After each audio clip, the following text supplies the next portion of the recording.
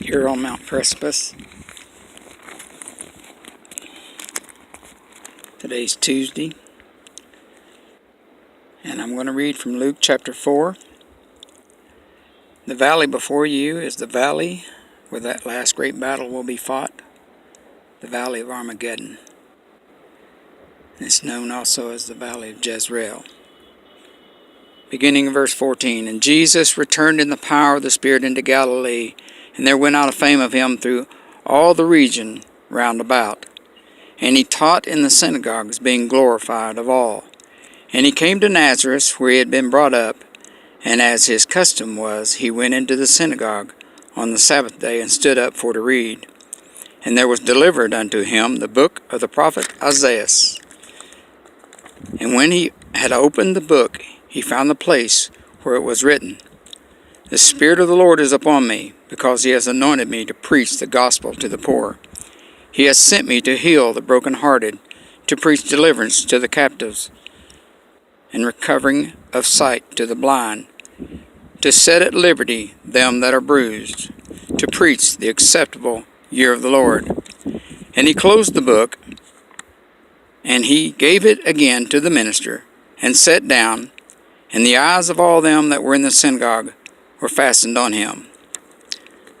And he began to say unto them, This day is this scripture fulfilled in your ears. And all bare him witness, and wondered at the gracious words which proceeded out of his mouth.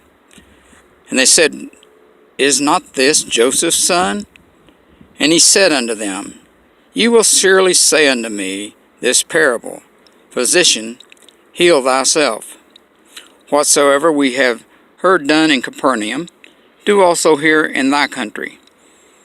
And he said, Verily I say unto you, no prophet is accepted in his own country.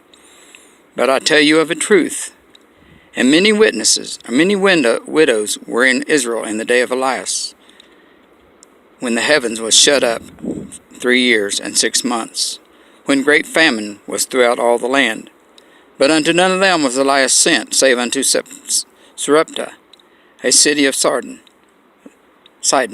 unto a woman that was a widow. And many lepers were in Israel in the time of Elias the prophet.